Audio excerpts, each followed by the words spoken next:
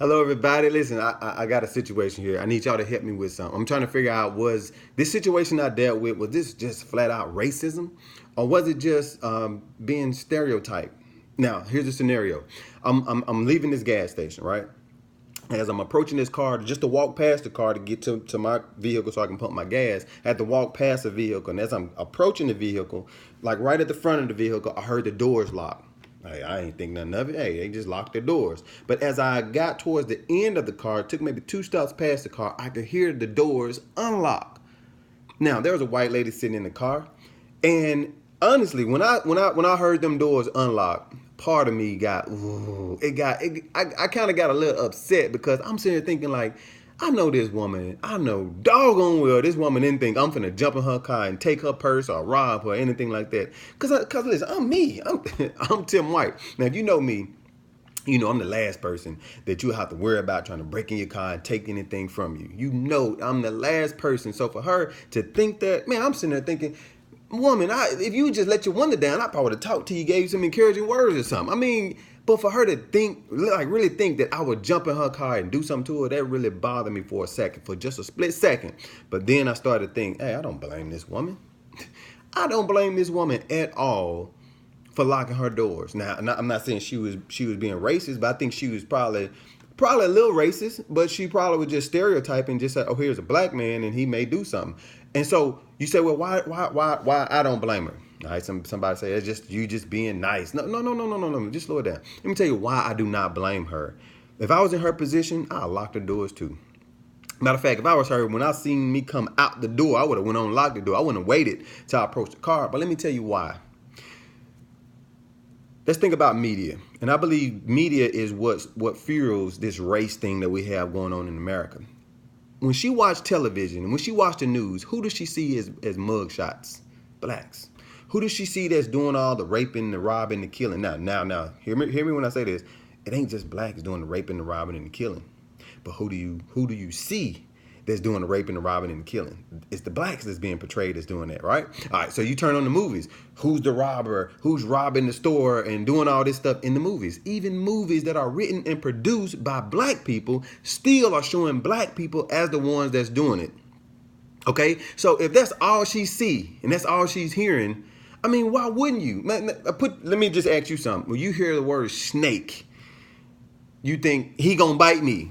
It don't matter what type of snake it is. I found out there are some snakes that you want to just leave in your yard.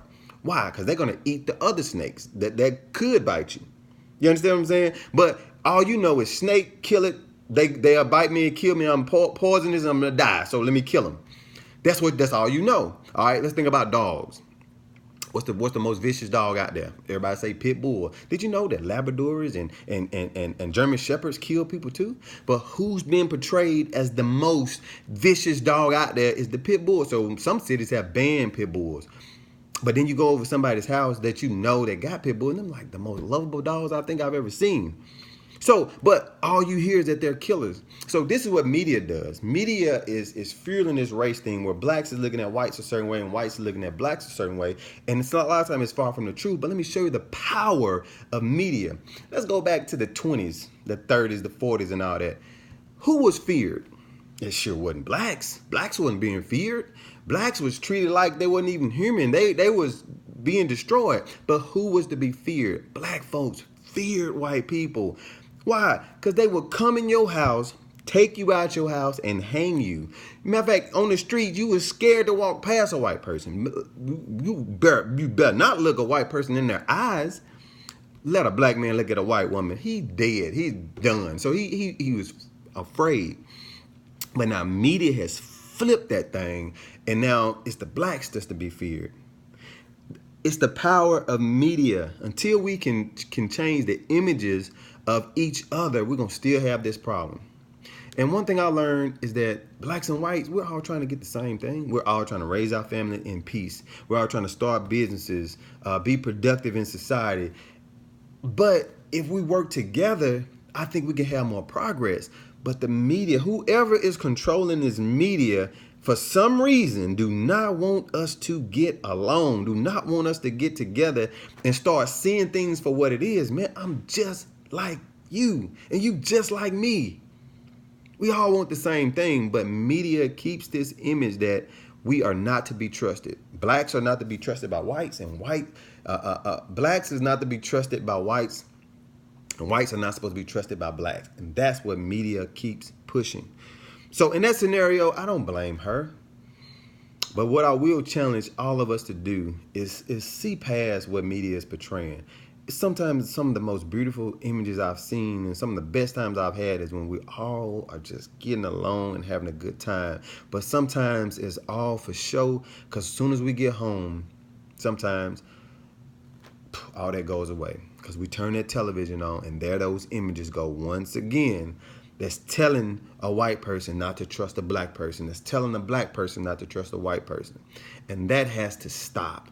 And it's all media. So if you're putting out videos, if you're going to make a movie in the future, please don't keep these stereotypes going. Because what if I had seriously gotten upset and came over there and just started yapping at this woman? Boom. I'm falling into the trap. But I'm wise enough to see that I can't blame nobody for that. That's all they are being fed right now. But that has to change. So you be the judge. Was that racism or just stereotype? Me personally, I think it's just stereotyping. It's based off of what someone has been fed. But listen, we can change that. It starts with you and it starts with me individually. Look at your brother and sister, black and white. Whites, look at each other and realize, hey, me as a black man, I'm not your enemy. I'm not your problem. I'm out here trying to feed my family too. And I can look at you and say that you're not my problem, because you're trying to do the same thing. I see middle class blacks and white. I see poor black and white. I see black and white on federal assistance, getting food stamps. Listen, they're in the same boat, but yet they don't like each other. Why? Because that's what they're being fed. But if they just all work together, man, this whole country would just change. But it's that media. Whoever's behind this is some devious people, but they, for some reason, do not want us all to come together collectively. And when we do, it's all about the W, baby. Everything gonna change. We're gonna win in America. We're losing right now because of the media problem and the images that are being portrayed. But when we all get together, we're gonna win. Y'all be blessed.